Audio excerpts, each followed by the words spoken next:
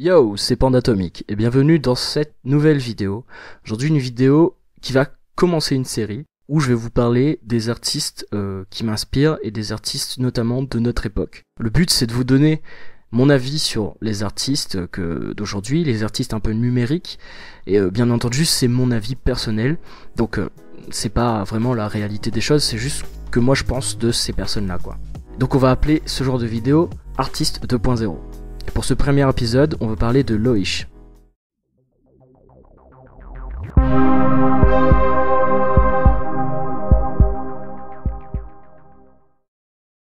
Ce format est appelé à être plus structuré que mes autres vidéos, donc on va poser les bases maintenant. Je vais faire un espèce de petit plan, je vais parler un peu de qui est Loish, ce qu'elle a déjà fait, en gros je vais faire un peu sa biographie, et ensuite je vais présenter son style et le commenter et vous donner un peu mon avis dessus en fait.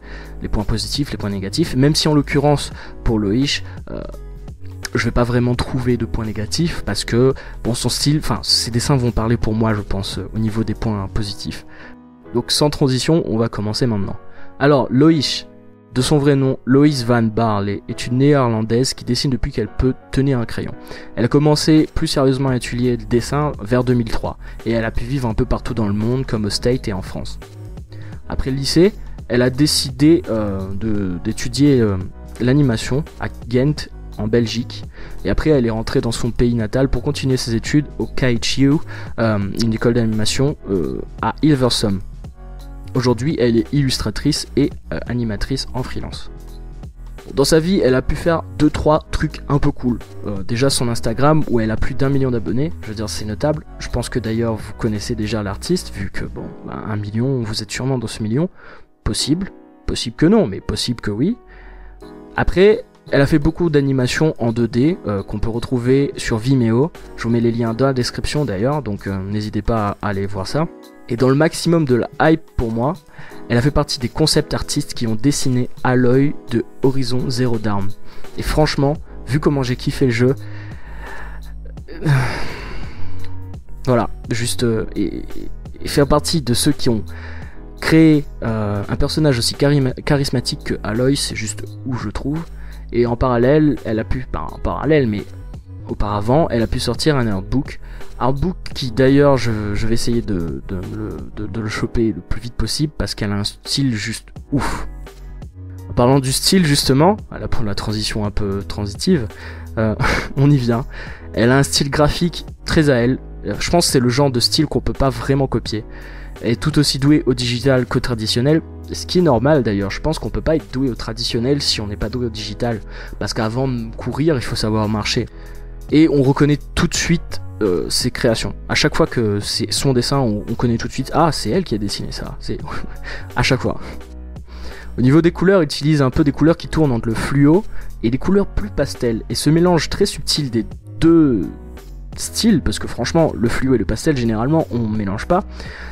Et ça rend un peu ses dessins, ses illustrations fantomatiques. Et je trouve ça très cool de sa part. Franchement, c'est un arc-en-ciel flou, j'adore, c'est juste génial.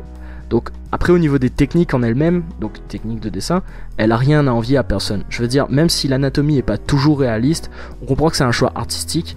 Et franchement, les traits organiques comme elle le fait, c'est vraiment, tout est arrondi en fait dans son style et il y a très peu, enfin ici il y a des angles, mais vous voyez, c'est très arrondi, très rond et franchement c'est juste génial et juste magnifique quoi. On dirait juste du Disney plus réaliste. Et en fait, c'est tellement mieux fait. Enfin, je veux dire, voilà, c'est juste trop cool. Bref, je vais arrêter là de vanter ses mérites. J'espère voir d'elle de nouveaux projets aussi cool que créer un personnage de jeu vidéo. En vrai, j'aimerais beaucoup avoir un jeu vidéo dans son style graphique parce que franchement, c'est juste... Et dites-moi si je suis pas le seul parce que sinon je vais me sentir seul, quoi. Donc, je souhaite pour elle qu'elle continue sur sa lancée. Et la vidéo va toucher du coup à sa fin parce que j'ai fini mon travail, c'est de vous présenter un peu l'artiste.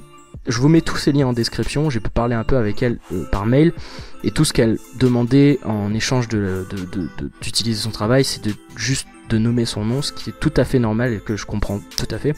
Donc je vous mets en description le lien de son Instagram, de son Facebook et de son Vimeo aussi. N'oubliez pas de mettre un pouce en l'air si la vidéo vous a plu. et à me faire savoir en commentaire si cette série vous plaît, tout simplement, si ça vaut la peine que je continue ou pas. Voilà, donc ce serait cool de pas faire le travail pour rien en fait. Aussi, je vais vous demander un tout petit service pour cette vidéo. Tout simplement, mon téléphone est toujours en panne et je peux pas publier, enfin je peux pas faire la pub comme je le fais d'habitude sur Instagram. Donc s'il vous plaît, si vous pourrez faire un petit partage de la vidéo un peu partout où vous voulez, enfin voilà, c'est juste pour cette vidéo quoi. Franchement, je vous serais extrêmement reconnaissant. N'hésitez pas à vous abonner également si la vidéo vous plaît, et si vous tombez sur ma chaîne avec cette vidéo, ben voilà, si le travail vous plaît, allez voir un peu mes autres vidéos. Enfin, je fais du dessin généralement, mais là c'est le premier épisode d'une nouvelle série, donc si ça vous plaît, vous pouvez rester, c'est cool. Généralement je suis plutôt sympa, enfin voilà, donc vous pouvez c'est pas un problème, vous pouvez vous abonner, hein, c'est vraiment, il n'y a pas de problème avec ça. Moi j'ai absolument aucun problème avec ça.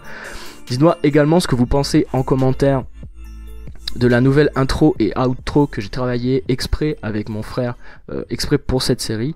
Donc voilà, je le note pour que vous voyez la différence un peu, parce que l'outro va revenir à chaque épisode de cette série, et peut-être pourquoi pas, on verra plus tard.